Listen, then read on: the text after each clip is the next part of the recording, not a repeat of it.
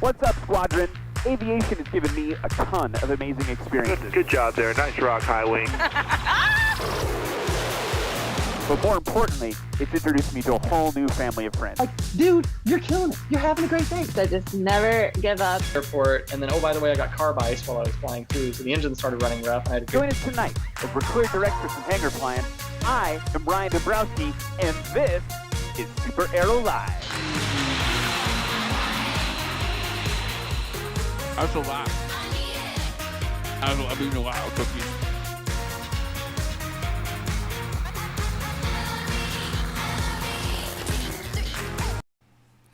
What's up, Av Geeks? Oh, I totally peaked the audio there. It's Wednesday, which can only mean one thing. It's time for another episode of SuperAero Live. Oh, I'm so excited to hang out with you guys tonight.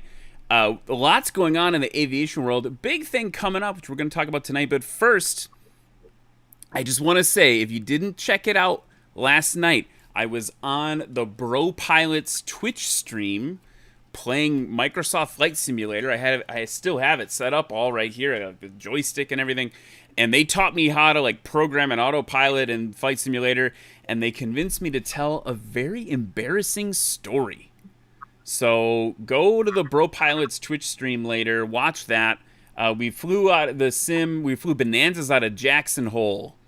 And they have this whole squadron of people that fly with them. So it was cool. What do they call it? Autopilot and chill. so that was fun.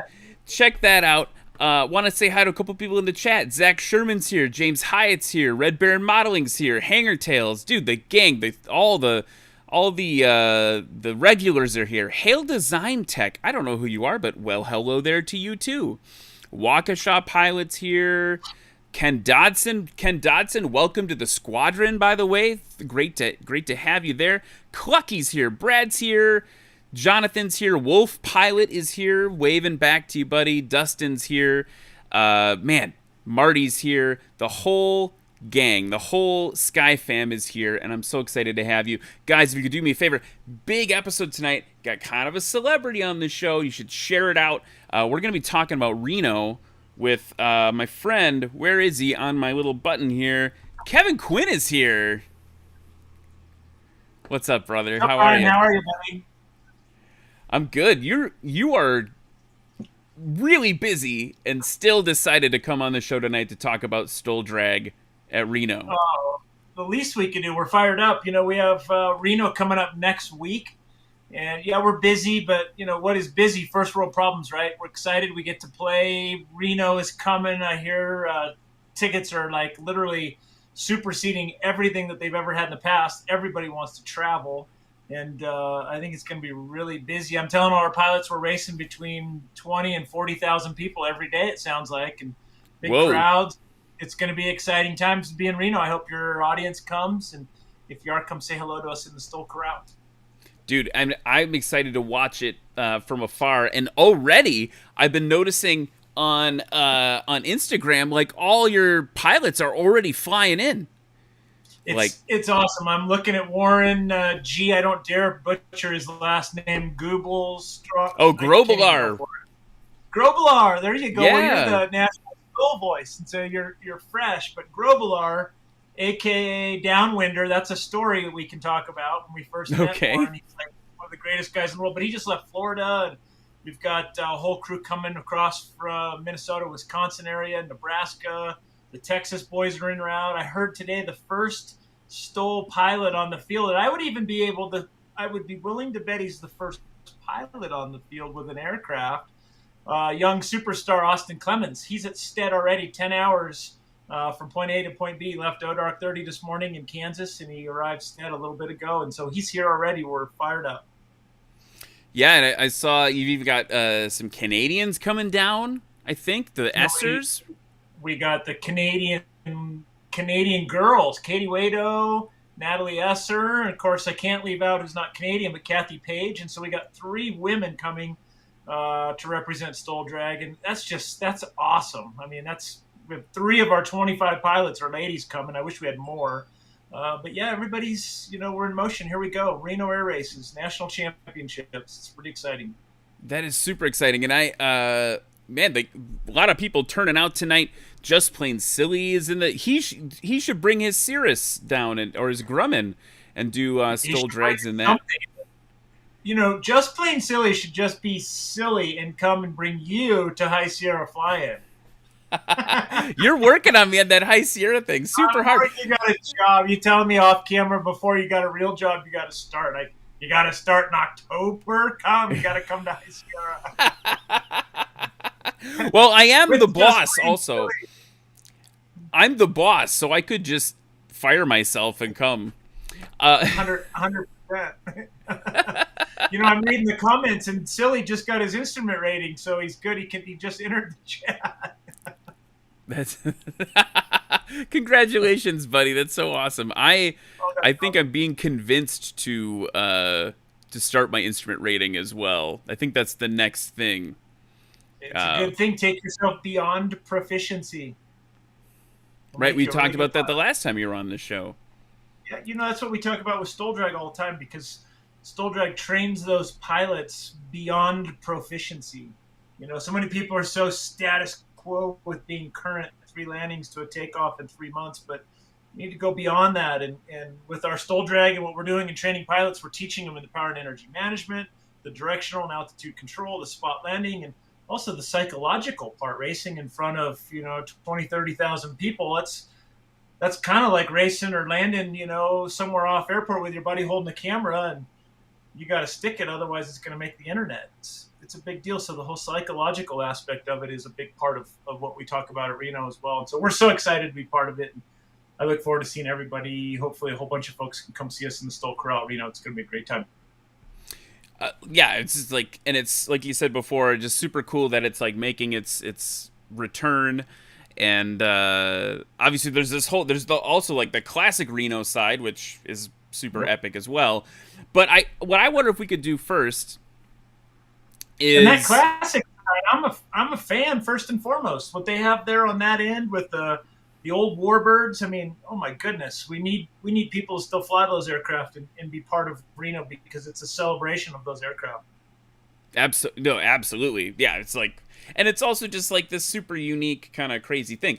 But also super unique and kind of crazy is STOL Drag. And I feel like I've watched you develop STOL Drag over the last however many years.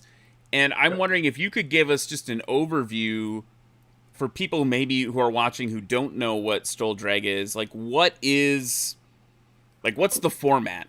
Because I think it's interesting that you have a format that then you could get accredited with Reno, like the folks at Reno and everything. Like, I would love to just hear what that is. It's so, long story short, and I can't promise you short because I get long-winded. But STOL Drag is NASCAR, top fuel drag racing, all mixed in with off-airport big tire type flying. STOL is such a cool thing. Traditional STOL is something we've done forever. And so a little back history, we started thinking, literally, man, what can we do to make traditional STOL just a little more fun for what we're doing out here in the desert during High Sierra? And we thought, why don't we start racing airplanes? And so one thing led to another. We played with various lengths. And many have heard this story over and over. But we played with half mile, mile, quarter mile, etc. We came up with a 2,000-foot distance. And a 2,000-foot distance levels the playing field, so to speak. Well, now, of course, there's all these offshoots of discussions with these guys running 300, 350 horsepower with nitrous and whatnot. But as we grew and went through all the various growing pains, that made us have classes. And we realized, God, we need classes so that everybody can be competitive. And so now we have a gold class, a silver class, a bronze class, all based on time when you qualify. But a lot of it comes back to being based on horsepower. But STOL Drag, in a nutshell, is traditional STOL on steroids. We line up on a line, side by side. On your mark, get set, go. Well, in STOL Drag, it's on the arm drop, boys. Ready, set, see ya. And as the arm comes down on see ya, they both take off. On the arm drop, ready, set, the engines start revving. They start coming up. They're on the brakes. Tails are in the air. You can hear them. And I drop the arm. Off they go down 2,000 feet. At 1,000 feet, give or take, they throw it sideways. Think power and energy management. So now the power's back. We have to manage that energy. And so that aircraft is sideways like a big air brake. A pilot needs to maintain directional and altitude control, because in a slip, a lot of times pilots will go side to side laterally. They might climb and or descend, especially when you bring the throttle back, throw it sideways in a slip, bring in 40 degrees flaps, because you got to get slow. You got to land on or after the line, come to a complete stop on heading, maintain directional control, spin around, full throttle all the way back at about that halfway point. Same thing in reverse. Powers back, throw it sideways. Here comes that line. Bring in your flaps, kick the rudder, straighten it out, land on or after that line. First pilot that comes to a stop with the tail down wins. The cool thing about that is there's a lot of psychological aspects to it as well. So now Joe feels like he's doing really good, flying straight level, and he's fast, and he's in his slip. But here comes John, and John just passed him and did a slip in front of him. Joe all of a sudden feels like, oh my goodness. So now you got the psychological aspect. What's he going to do? Is it out of the normal? Is it going to do something that he's not comfortable with or hasn't trained?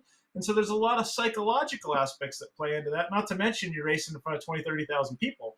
What that does to the psyche, and that sort of correlates to what we do in our everyday flying when we fly off airport. I'm assuming that many of your viewers are probably backcountry off airport enthusiasts.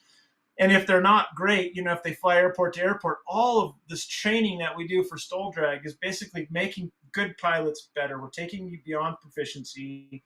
And this is where I become a broken record, because we're training you in the spot landing, the directional control, the altitude control, which is the power and energy management, the psychological aspect of it, and you get to race, and you come out of there when you, at the end of the day, you might win some money, you might win a rubber trophy, but ultimately you leave taking all these new skills and or polished skills, so it's for lack of a better word, into your everyday flying. And so really we're making, and the FAA came up with around drinks one night after we got our certification, was that what you guys are really doing is making good pilots better. And so we want to take this training course on the road, which we're doing, and training pilots in all of the things we just discussed. And we can also hold an event thereafter, and people can race for some trophies, some money. But STOL Drag itself is taking on a life of itself. And this year alone, we have 4 big events. Next season, it looks like we're going to add to that.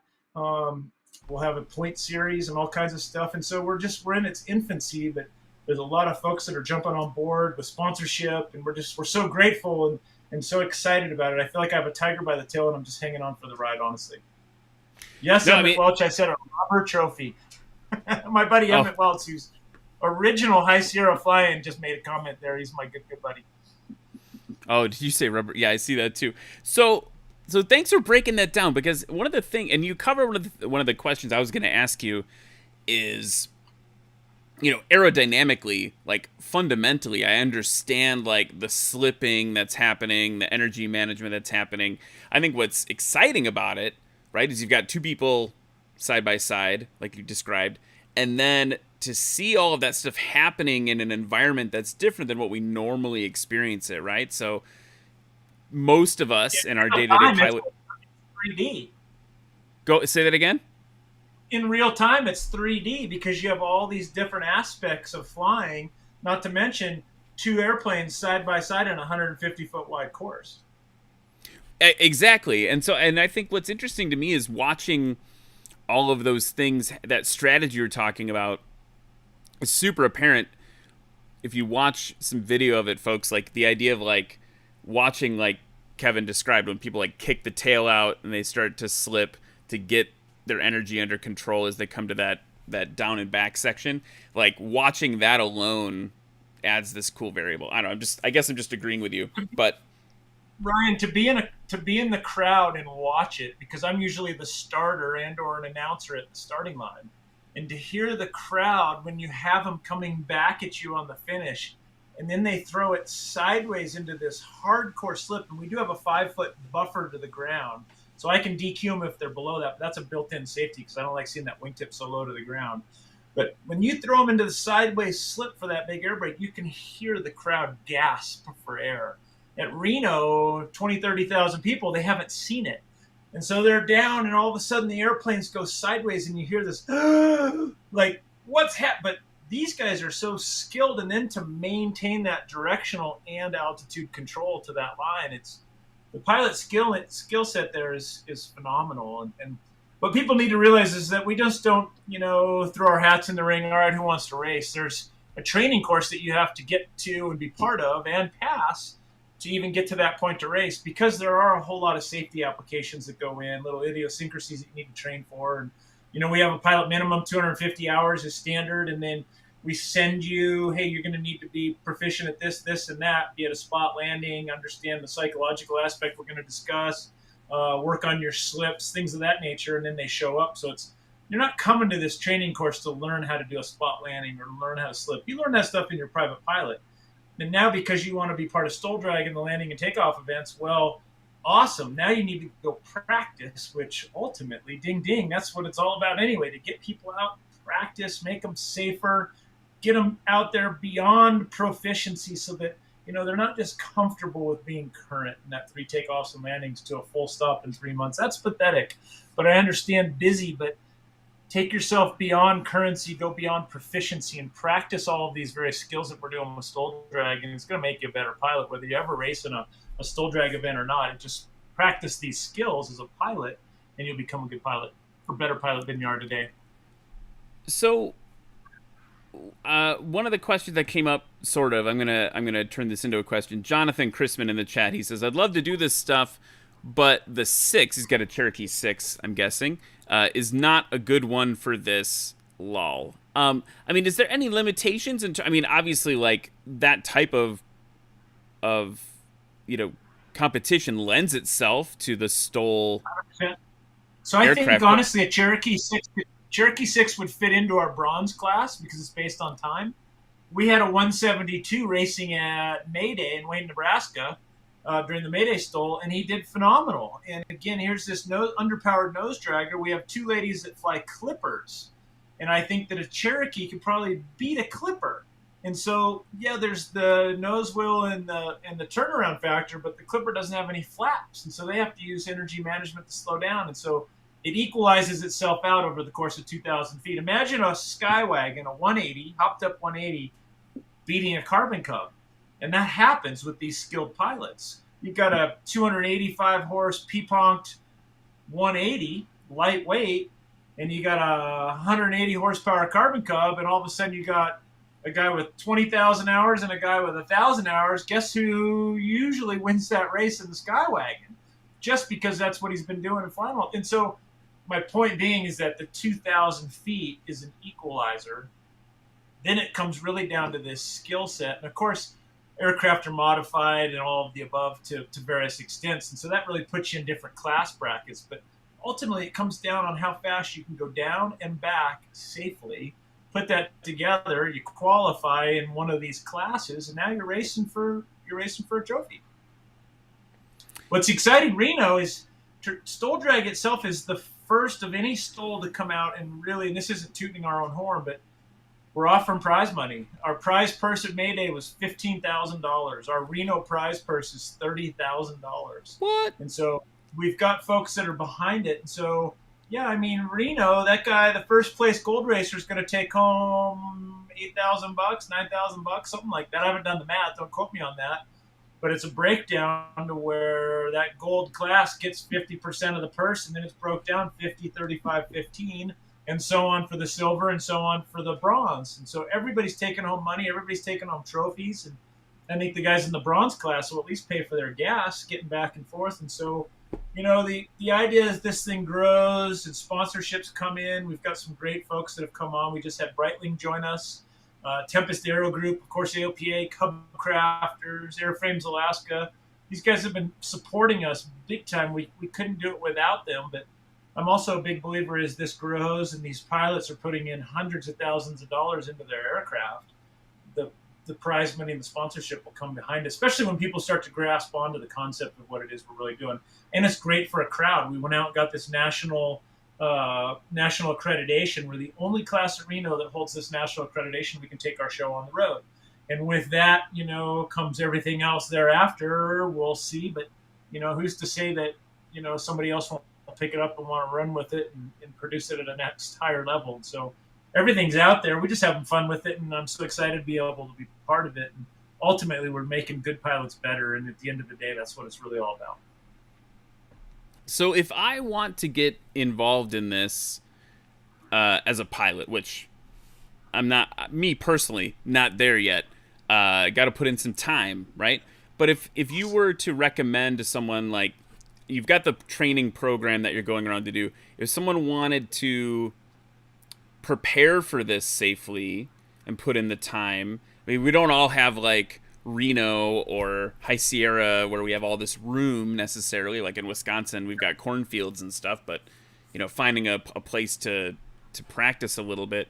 Like, what would you recommend to folks who want to, like, are seeing this maybe at Reno and they're like, I want to be the next, in a year or 2 years, I want to be there competing against Steve Henry or Trent Palmer or whoever. Those flyers need, and those pilots need to fly, and they need to fly a lot, because the Steve Henrys and the Toby Ashleys and the Butches and the Tims and the Jeffs, I mean, these guys are some of the very best of the best, but they got that way not by watching TV and or not flying. And I realize that everybody's in a different demographic, a different financial set. Everybody's different, but if you have the time and the means to be able to go fly a lot and practice, there's a lot of folks and a lot of people I'm seeing on this audience that you have there fly every day. And so get out there and go fly and become proficient on these skills, be it the spot landing. If you have a good spot landing, you can come and be part of STOL Drag, because odds are you understand the power and energy management concept. And those that don't understand the power and energy management concept, break it down and back it up and start with the spot landing, because in order to have a good spot landing, you got to understand power and energy management. Otherwise, you're going to land short or you're going to land long. Once you have that, understand how we slip to a landing and keep adding on to those skills. But every time we go fly, we should be learning something. We should be practicing something. I mean, every single day I go fly, I try to find a new place to go land and or make up a new runway or make sure I hit my spot or something along those lines. So we're constantly pushing ourselves and trying to have fun so that we're always, pushing our proficiency. I'm getting ready to pull up some photos to show people what we're talking about here. I'm just pulling them down right now as we chat. Ooh, here's a cool one of you. We'll pull up in a second here. So talk to me a little bit about how, like, where did the idea, like, what was the first? Was it a campfire discussion? Like, how did the kernel of this get, like, because, like, when I think of, like, National You're STOL, actually going to laugh, Brian. I know where you're going with this. You're going to laugh. But STOL Drag literally came up. I was literally thinking on the think tank in the morning when we do our business. And I'm sitting there and I'm staring out the window because High Sierra's getting ready to go. And I got to get going, do my thing, finish my business. But as we sit, we do some of our best thinking, I say, on the think tank or in the shower or as we lay in bed before we go to bed at night. And literally it came up with this idea. I sat there and I thought, man, everybody's showing up for High Sierra this week. We should see if we can go side by side and race some airplanes. And with that, we had no idea, zero direction, but it was the idea that we've got this massive lake bed that's 4 miles long, 2.5 miles wide. We thought, man, we could line aircraft up side by side and we can literally see what happens and go down and back. You got to land on the line down there, come to a stop, and you got to land on the line back here. Well, we played with some various lengths, like I said earlier, but we came up with this 2,000-foot length that worked out for everybody. And in the early days, it was sort of, the fastest guy took the prize because people weren't doing heavy-duty modifications on aircraft or anything else. And so now 7 years later, we have these crazy modifications coming into aircraft, and people are building STOL Drag specific aircraft. And, it's crazy how it's growing. And so literally my long-winded response to you, Ryan, is that STOL Drag came from the idea of me sitting on the toilet one morning, and the rest is history. And the rest is history.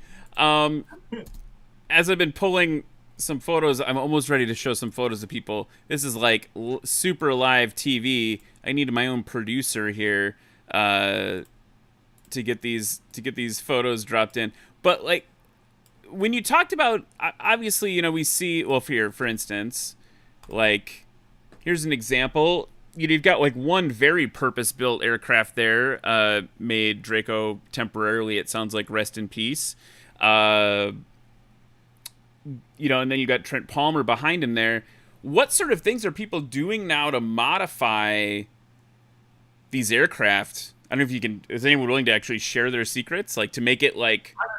Well, that's kind of interesting on all levels. So this photo in particular this was Draco, right? The mighty Draco. Well, Return of the Phoenix is coming. Folks don't understand what the Phoenix is about. They can Google it, but it's sort of the rise from the ashes, so to speak.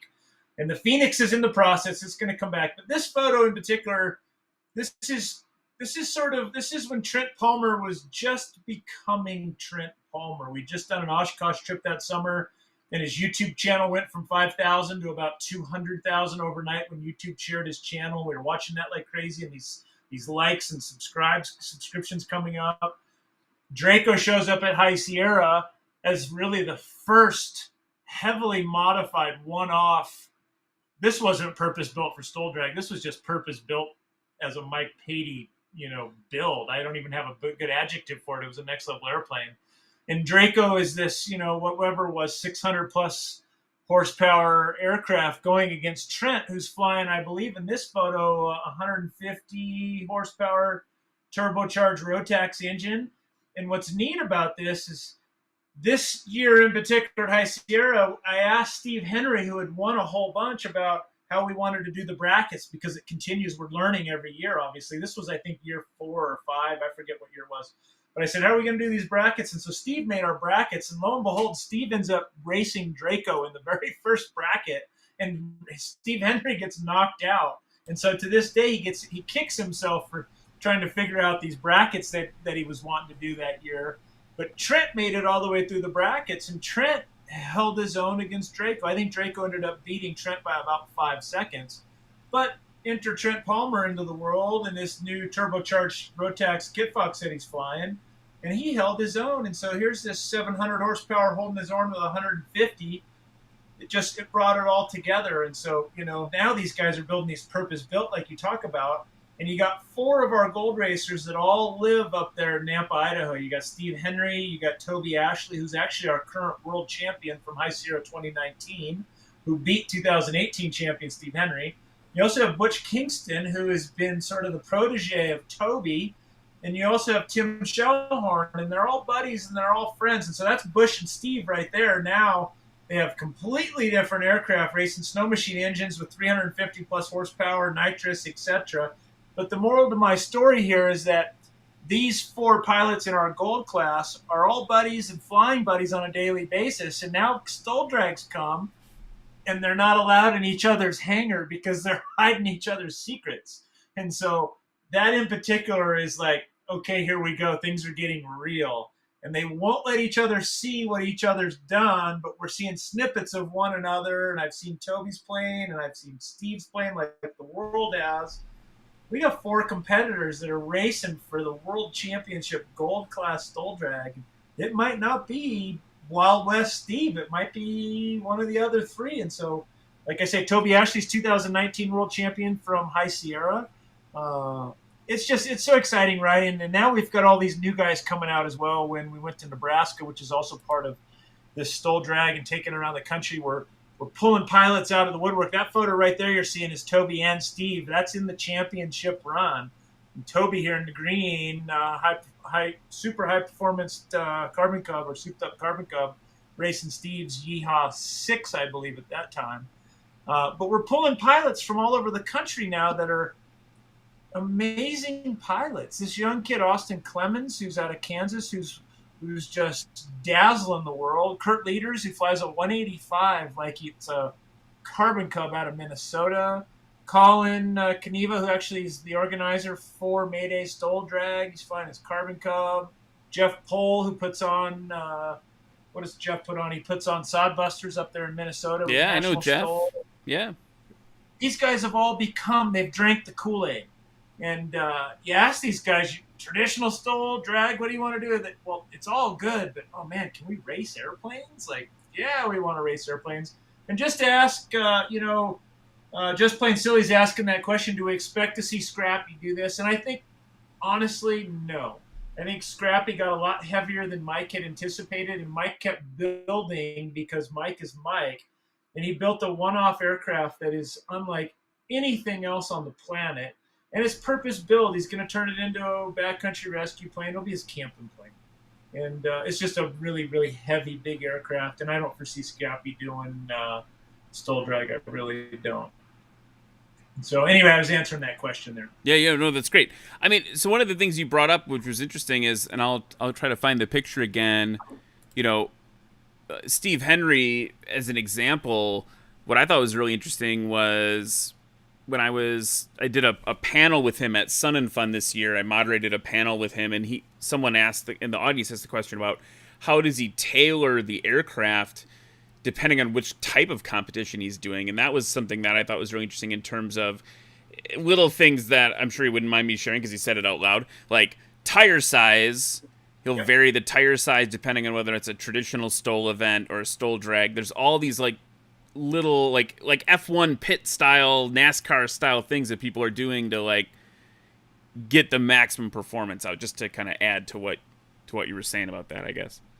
100%. Well, even this photo that your audience is looking at right now. So Steve, you know, he started with Yeehaw 2, 3, 5, 6. This is Yeehaw 6 or 7. I believe this is 7 in the photo here. But this is a purpose-built aircraft right here for STOL, but what's purpose-built for drag. And don't quote me on this, but I'm 99% certain Steve put these stall fences up on the top of his leading edge there. You see 4 of them with the holes drilled there.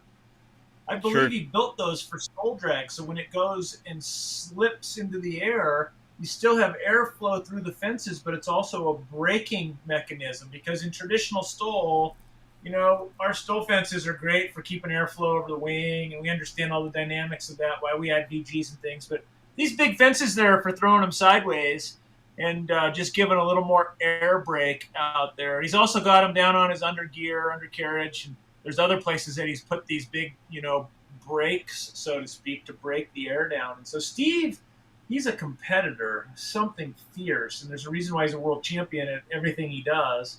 But he gets into it, he gets behind the scenes and really thinks about it, goes deep, and purpose builds these deals for it. So then he shows up at a STOL event.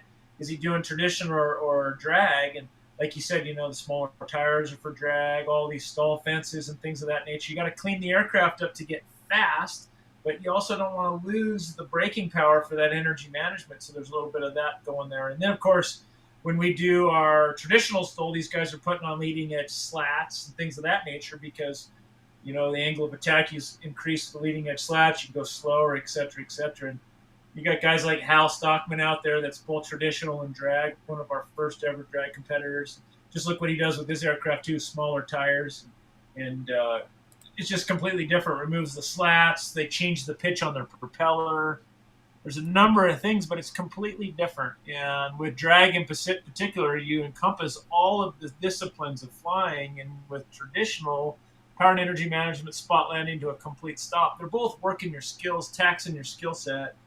And they're fantastic. And I like this thing Arkansas is doing because it's kind of a combination of both as well. It's a little drag, a little traditional, and power and energy management around the corners. And I want to see those guys succeed. And so exciting what's happening in the world of STOL and all these opportunities for pilots to take part of.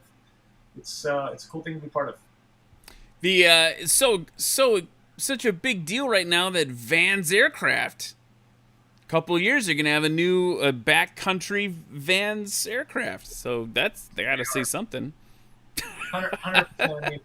You can't get a Carbon Cub right now without a 2-year wait list, and then I think, you know, don't quote me, but it's the same for Aviat, Legend, Just. I mean, these guys are pumping out the kits. I can't not say Kit Fox. You know, it's with what Trent and these young kids have done for aviation, and now look at what Kit Fox. Everywhere you go, somebody's flying a Kit Fox for criminy sake. Right.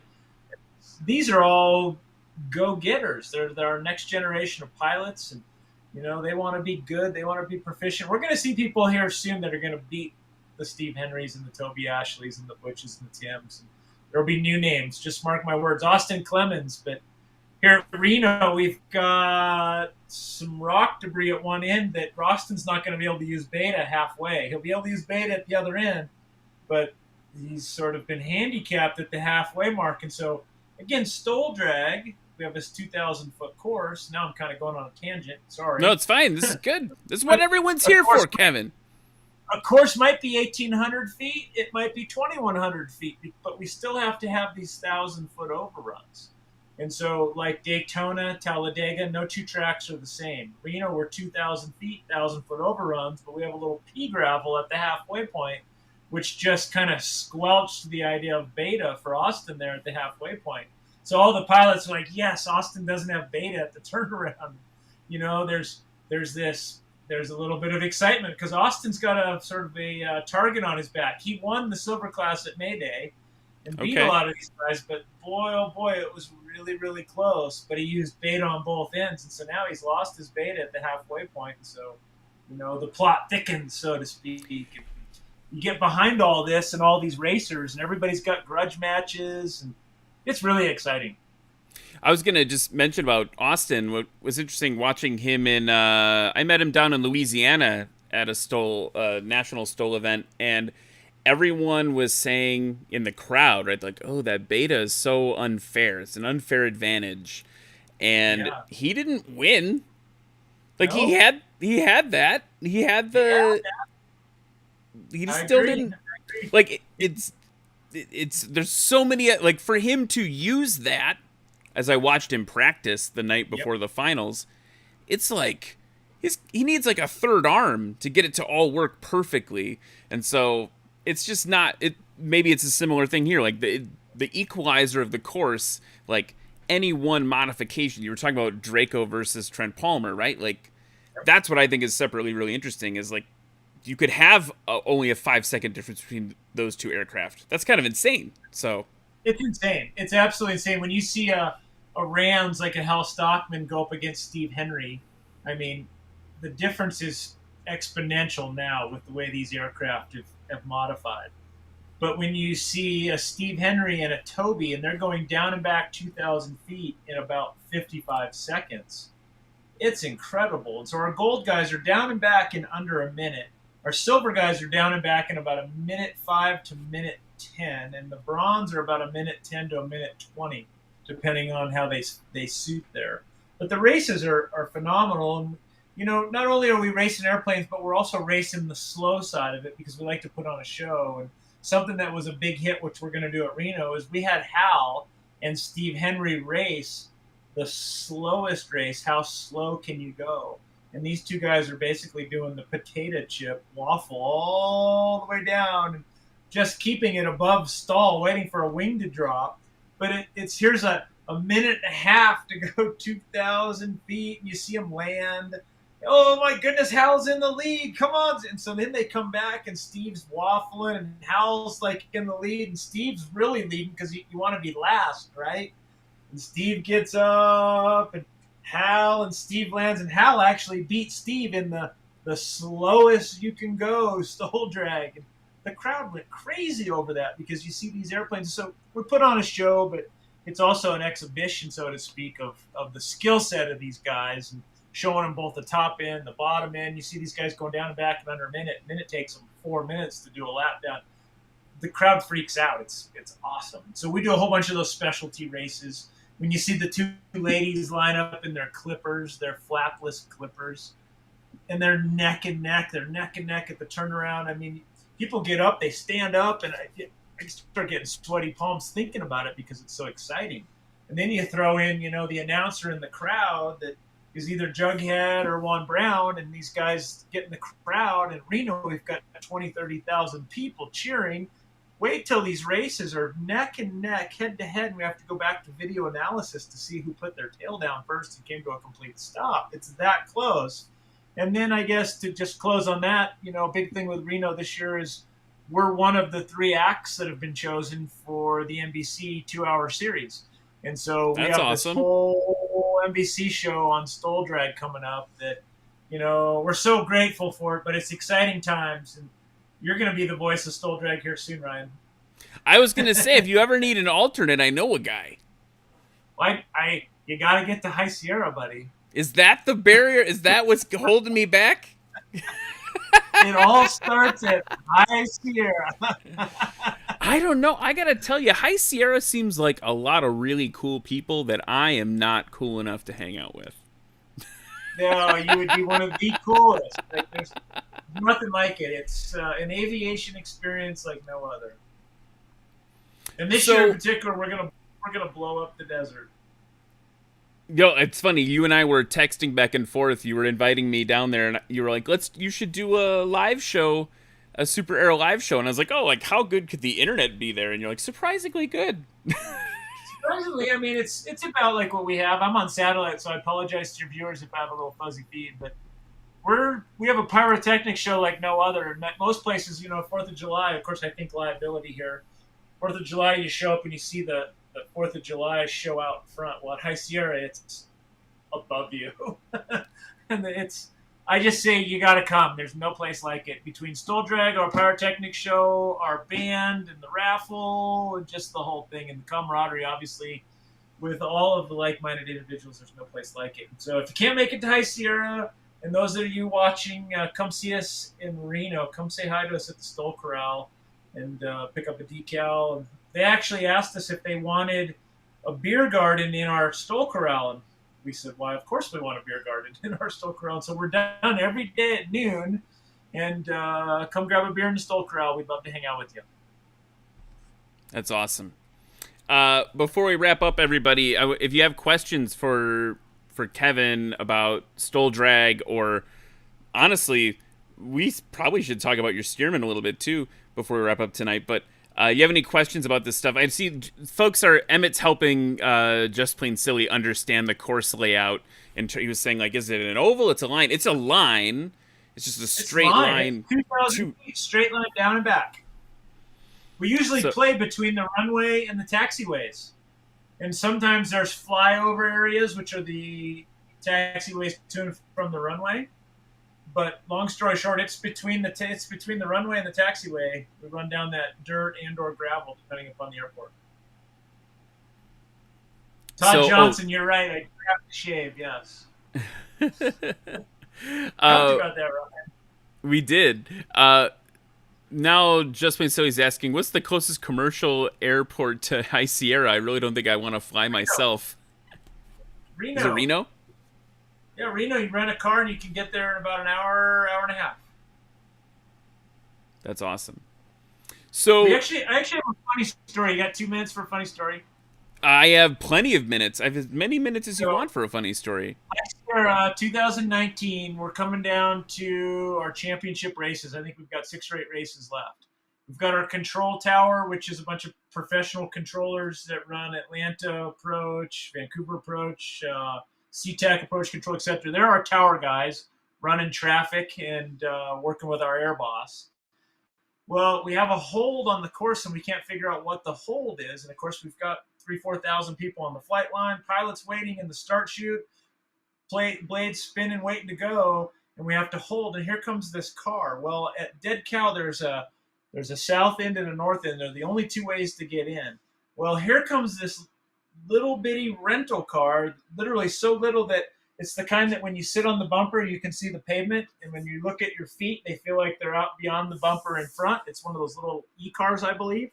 And so here comes this guy across the desert, and he's entered the desert through the sagebrush on the east side, not the south end or the north end with the prominent ins and outs, but this little bitty car. And so I take off on my four-wheeler to stop this car to see what the heck is going on here with this car. Where is he coming from? Because he's about ready to cross our race course. And I stop him, and here's this little Asian fellow that doesn't speak any English, and he says, I am here to see Steve Henry. I am buying an airplane from Steve Henry.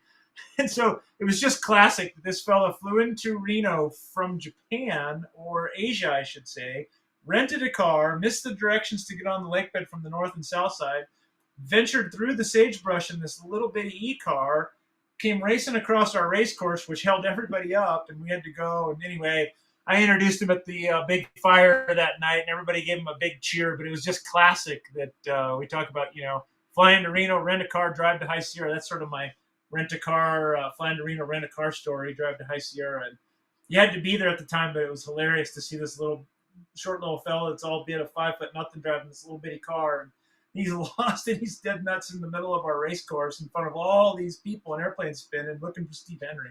So anyway, that's kind of a funny little story. Did he buy the plane though? Did Steve get the bought sale? A plane from Steve. Yeah, he bought a plane from Steve. That's the other thing which is interesting about Steve, just hanging out with Steve, is like I don't know how much of it he'd actually sell to you, but basically he's like, you see this plane, like I'll sell everything you need to do this to you. That's Steve. I want to buy my shirt, $10. National Stole just gave it to me. I'll sell it to you for $10. Yeah. Yeah. He's my little buddy. He's been my roommate more times than I can count, going back and forth to Oshkosh, and I just love him to death. So any jab I can give on Steve, it's like, I gotta give it to him. Do you have, for National Stole at Reno, are you allowed as the organizer to make any predictions of what we're going to see or matchups that you're excited to see? For Stol Drag? Yeah, for Stol Drag, yep. I can't wait to see the 4 gold racers race head-to-head and see who, between Tim and Butch and what they have in their aircraft, and Toby and Steve, who've gone back and forth. And the fact they all live in Nampa, Idaho, and they're all best buddies, and they won't share each other's secrets now because of what they have. That's a really neat group to watch. I mean, not to mention we got Jason Boussat, who, if he watches this tape delay, I'm calling you out, Jason. Jason should be here too in his Rans pilot, because he's running one of those engines as well with that 300-plus horsepower. He'll be at High Sierra, as I believe Shane Madison. So we're going to have at least 6 gold racers at High Sierra. But then you break down these other classes to where our silver class and our bronze class, there's such tight competition there with the Texas boys racing some of the Kansas, Nebraska boys, and the Minnesota, Wisconsin boys racing the Nebraska and the Texas. Like, there's a lot of, let alone our West Coast crew with Bo Ellis, who last time was in his 180, is now in his Legend Cub, hopped up, super modified. It's going to be interesting to see where everybody falls. And then you got Natalie Esser coming from Canada in her super hopped up Highlander. And so she's going to be a contender in the silver class. It'd be so awesome for Natalie to beat all the boys in the silver class and get one of either Katie or Kathy to beat the boys in the bronze class. How cool would that be? That'd be super cool. There's a lot to watch there. It's going to be exciting. Just going to take a minute to say thank you to Jonathan for the super chat. Thanks, Jonathan, for that. And Joe Gagliardo here from Bro Pilots. So me telling that embarrassing story on the Twitch stream brought you over. Now you're learning all about Stol Drag tonight. So, Joe, great to have you. That's super cool to see it. Dustin's wondering... Bro Pilots is awesome. That's what I call all of our buddies, Bro Pilots. You should check these dudes out. They're like it's like these two brothers. Yeah, they're awesome. Yeah, they're the best. Dustin has a question. So you mentioned there's the NBC broadcast during Reno for Stol Drag, that you're going to be part of that. Yep. He wants to know. Oh, he's asking about High Sierra. He said, "Will High Sierra Stol Drag be live streamed?" It won't be live streamed. I love the guys at Live Air Show, and I love the guys at Air Show 360, and to have that, plus with the internet that we have up there, that's $150,000 endeavor. And it's not a disrespect to those guys, which I would love to have, but there's so much media that comes out after the event through all of the YouTubers that are there and everybody else out there videoing and taking their shot at their capture, so to speak, that I wish to heck we could live stream it out there, but the internet at best is spotty, and Stol Drag is still in its infancy. We can't afford that kind of production. I just can't with where we are and trying to offer cash prizes. And it's, see where it goes. I wish to heck it was, but again, you're going to have to watch. And we try to announce and do it as much as we can and upload it as much as we can, as fast as we can, because I know people want to know. And so, unfortunately, my long-winded answer is it won't be live streamed, but there may be clips through various channels and social media that people are trying to get on and share it, but it just comes down to the internet connection. I feel like I remember seeing almost like a play, like Trent did a play-by-play of the entire thing one year, and then separately, you've got folks like John Nat. Fly MMA, and those guys did great stuff. Yeah, they're all. You can get a pretty good picture of it from that. In terms of Reno, so it's going to be on NBC, which is super exciting. Anywhere else people can watch the stuff at Reno, or is the TV the best way? So I've been told just recently, Steph Stricker, Live Air Show TV, that they're going to be at Reno. I don't know to what extent that they're filming Reno, but again, I'm going to have my, I stand out there at the finish line and live stream as much as I can for folks. And I think you're going to have to still come back to find your favorite pilots that are out there doing their social media platforms and follow them and get your best take. Who's a great one too is Sarah Henry, Steve's daughter. She's a great one for all the live platforms. I watch hers with all the national STOL stuff, and it's she does a great job. So find your favorite, that you want to watch, and hopefully we can put it out there. And we've got NBC coming out there, and we got a number of folks on the course to do just that. Juan Brown is another one, Blanco Lirio channel, where Juan's out there. I think Juan is going to be our announcer this year. He's always been our midway judge. But he's got such a great voice, and Jughead's going back to work at Alaska Airlines, so he's got a lot of stuff going on. And so I have a feeling Juan is going to be that voice of STOL Drag for Reno. And there's lots going on. We just kind of see how it all flows and falls into place. So almost out of time tonight, but the one question I want to ask you is, you're like a week out? Not even. We are. So what's funny is Austin landed today. There's a whole crew. I've been texting here during your show. There's guys asking me where they go. I think 2 more just landed Reno. We've got a handful. The girls are at a hot spring up at Black Rock Desert somewhere. And then we've got Colin Kneva, Jeff Pohl, Kurt Leaders, Rick Boardman. And those guys are out at Rye Patch on Interstate 80, which is a big reservoir, camping for the night. And everybody's inbound. Here we go. And so Saturday morning, all the aircraft have to be there by noon. Saturday afternoon is pilot registration, aircraft inspection, hour and a half of ground school, because we come back Sunday morning, 7 a.m. is our mass briefing. We fly for 40 minutes on Sunday at 10:30, and then we fly 3 times Monday, 3 times Tuesday, and then the show opens up to the public on Wednesday. We fly 3 times every morning. We start, I want to say, at 7:30. We're done by noon. Wednesday to Sunday, every day, 3 slots. And so that's actually double what we flew in 19, so that's exciting. So come check us out, folks. See us in Reno. What's left for you to get done before you guys are ready to go? I'm sitting here writing my pilot training syllabus.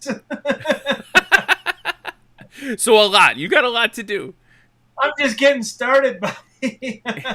Why do today what you can do tomorrow? No, it's banners are coming, and we're setting up our tents, and I've just been going through there's like a bullet list items, just all the stuff that you got to have, your handouts for the pilots, and the job descriptions for all the various volunteers. And my wife and all those girls are in the merch tent selling merchandise and swag and doing all that kind of stuff. And, it's taken on a life of its own. And you could do something all the time now. It's crazy how when you think about something and the simple complexities of it really just seem like, oh yeah, let's race some airplanes and go down and back and there's a winner. But it's so complex, and there's so much that goes into it now because this, better be careful what you wish for. But we thought, man, we want to go to Reno. We can't wait to go to Reno. Now we're going to Reno. Now we got High Sierra with 8,000 people showing up. And it's not just the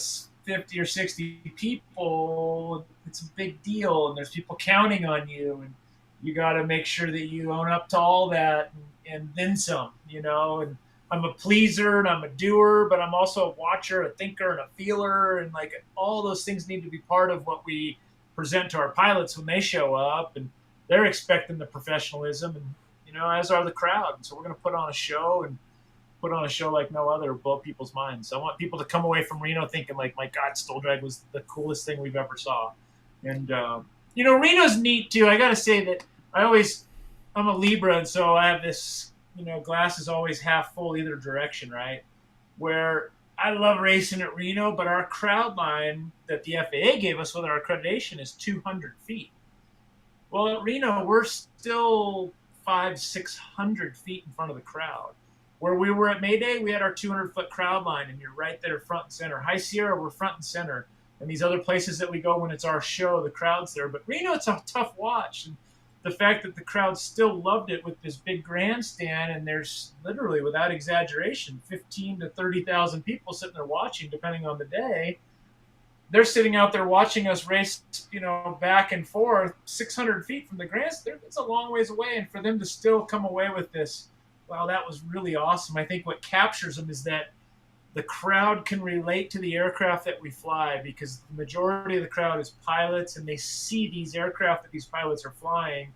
It's the same aircraft that the fans own and are flying in their personal job, because majority of the Reno Air Races, let's call it what it is, most can't afford to fly a T6 or a P-51 or, you name it. They just, the Rare Bear, I mean, you can't afford these aircraft. You can't show up and buy them. And you're lucky if you can get into the biplane, the Sport, or the Formula, or even those aircraft now are $500,000 aircraft the way they've been modified. But everybody can get into the STOL Drag class because of the aircraft we fly. And I think that there is a real draw to that, because when people see it, they can put themselves in that cockpit and imagine the slip. I'm slipping my 172, and they can relate to it because they're watching it and they understand it. And so I think that's part of the draw that STOL Drag has, and the fact that, we are approachable too. Our pits are in general aviation. We're not down in the others with everybody else. And so, come out, put your kid, come sit in the airplanes, come get a beer in the beer garden, and come hang out with us in Reno. It's going to be a good time. I have one last question for you before we play a game and wrap it up for the night, and that is, you're already at Reno, which is pretty crazy, right? Like, that's it's just an incredible thing. NBC's coming out to film you, right? Like, all that stuff's pretty incredible. But if I were to ask you what your goal for STOL Drag is, maybe 5 years from now, like, what would you like to see the sport be in 5 years? I think there's a lot of potential. Obviously, airplanes are never going to be like cars. It's never going to blow up like a true NASCAR. But I'd love to see it blow up to where aviation and everybody in aviation embraces it, and it becomes something to where pilots can strive to be a pilot for it, and we can offer money and we offer training. And I think there's a lot there. But I also have my own goals and ideas away from STOL Drag that STOL Drag can interconnect the dots, so to speak. But who's to say we couldn't do some sort of demonstration on an aircraft carrier or something like that? There's a lot of unique places to do STOL Drag too. I think about, downtown San Francisco down there at I'm drawing a blank now, Crazy Field, which is the old World War II base. You imagine racing STOL Drag and coming underneath the Golden Gate Bridge and doing laps down there in Crazy Field with the Golden Gate Bridge as a backdrop. And I think unique novelty locations would be really, really cool to host a STOL Drag. I know Oshkosh, talking with Dunbar and crew there, they're building a STOL area, and we will have STOL Drag at Oshkosh here in the next couple of years once that STOL area is built. And I'm big on these unique areas. I think there's a lot of opportunity for novelty type unique areas, which also draw a big crowd. And then the other side of that really promotes aviation in a real positive way. So I think there's a lot there. Awesome. All right. Every time we have people on the show, we play a game called Short Final. I think you've played this before. I have, yeah. Somebody asks Coke or Pepsi, and I say Red Bull. Oh, see that? I was gonna, yeah, okay. I was gonna steal my thunder. All right, let's crank this out real quick, because you got a lot to do. You got people blowing you up now, going, "Where do I go in the airport?" And you're like, "I'm not even there yet." All right, here we go. Minute on the clock. It's Short Final with Kevin Quinn from STOL Drag. Well, this time he does a lot of stuff. All right, you own 3 amazing and different aircraft. Which one would you be most excited to fly in STOL Drag? Oh, in STOL Drag? So, High Sierra, Ryan. Kyle Bushman's flying the N3N against Kevin Quinn and a Stearman, and I'm going to take him down. Okay, so it's going to happen. This is what I was hoping. I was hoping that... We are racing Stearman N3N, the 450, the heavy beast, against the light 275 Jake. I'm going to crush Kyle Bushman. I'm coming after you, Kyle. All right. I don't know if we asked you this last time, but it's become kind of a tradition now. Are you a north up or a track up person? I don't even use that stuff. I just look outside. I was expecting the last couple of people on the show was like, I just like use a sheet of paper. No, I'm a north up. I don't like to track up. I always want to know north is up. and that's it. Mile per hour, not knots. Like mile per hour, no knots. I was gonna say with the Stearman's in miles per hour, right? And the Carbon Cubs miles per hour. Oh yeah, slow flying. You know that I'm doing 50 knots. Well, I'm doing 50 miles an hour. That makes sense. We're not tying knots. We're not fishing. We're not a boat. We're not flying jets. You kind of hinted at this, but ultimate place. Tell me more with this. You want to do STOL Drag on an aircraft carrier? I just want to land on an aircraft carrier. I always say if somebody finds that I get terminal something, I'm turning in my keys. There's two places I'm landing. First, I'm going to head for Mount Rushmore, and I'm going to land on George Washington's head. And I'm going to turn off, and I'm going to head for the nearest aircraft carrier and land and hand them my keys and say I'm done. But I think it would be so cool to do a STOL demo on an aircraft carrier at Fleet Week in front of San Francisco. And it's something we've been working on for 10 years. The closest people to me know all about it. And like, we keep getting closer and closer. And I will land my Carbon Cub on an aircraft carrier. I mean, from a performance perspective, you don't even have to try. No, it's a novelty item. I'm just saying, like, they've landed C-130s on aircraft carriers. Yeah, the Carbon Cub would be easy for someone like you to land on an aircraft carrier. It would be awesome. Just the idea to do a STOL, like do a traditional STOL contest or whatnot on an aircraft carrier, I think it would be fantastic. All right. That's awesome. Well, Kevin, I got to thank you for... No, I'm who do I need to call on your behalf? I'll just start calling... Should I start calling, like, Congress people? Anybody you know, we want to take 10 of the best pilots in the world and land on an aircraft carrier. All right, everyone, call your local... Call your congressman. Call your senators, call your congressmen. Look, I know you guys are working on a lot of super serious stuff, but there's this other thing that you need to help with. They just let a guy fly a little tiny plane through a tunnel. Let us land on an aircraft carrier for crying out loud. That was intense. I wish you'd done it upside down. That's the next. You always have to have a little room to grow. This big tunnel, this little bitty airplane. Fly the Stearman through that damn tunnel. Fill it with water. Let's ski through it. Jeez. All right, Kevin. Thank you I know you're super busy, man. Thank you so much for coming on the show tonight to tell everyone about this. I'm super excited to see what happens in Reno. It's going to be awesome to watch you guys watch you tear it up. And separately, look at you. Is this is going to be... Wait, let me find it. Oh, I clicked the wrong window here. Where are you? No. There, look at you. Bam. You're practically on an aircraft carrier right there. I'm the ready, set, see. It's funny. I hate that photo. My wife even said, I hate that photo. You got to get rid of it because that's High Sierra in the early days. And now we have this control line in the background. But you look at that photo and we have riffraff in the background. And I cringe every time I see that photo because of the safety in me and the aspect of that. Where's my guy getting rid of those guys on the bikes? All right, we'll get rid of it. That's now 2 times in a row you've been on the show, and I've shown a photo that you didn't like. They're all good. I love them all. But no, you look like you're like launching the F-14 over your shoulder. That's actually the back of the High Sierra Flying shirt this year. I just gave it away. It's kind of that. It's that guy with the flag, a couple airplanes, and that's our new design on the back of the shirt. Wow, see, we had a scoop. You had a scoop.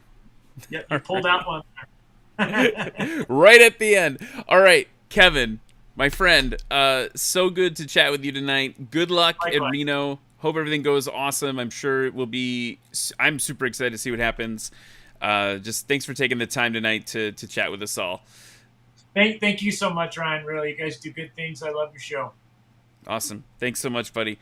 Everyone else, oh, that's Kevin. Here I am. Everybody else, thanks so much for watching tonight. SuperAero Live. Again, like, share, subscribe, all that stuff that the YouTubers have to say. We say it because it actually helps get the word out about all the hard work we put in. Make sure next week, obviously, make sure to watch NBC to watch STOL Drags at Reno, but also, we're going to have Al Waterloo from Cirrus Aircraft on. So Just Plain Silly, you should be in the chat to ask him all your questions about parachutes and all the ridiculous things that you do. So that's going to be really exciting. Everyone, again, highlight of my week talking airplanes with all of you at home. I hope that you have a great week. I hope you get some flying in, dude. It's going to get cold soon. Go fly. Go fly now. Not that you can't fly when it's cold, but get in there, mix it up, get some flying time. Love you all. Have a great, great rest of your week.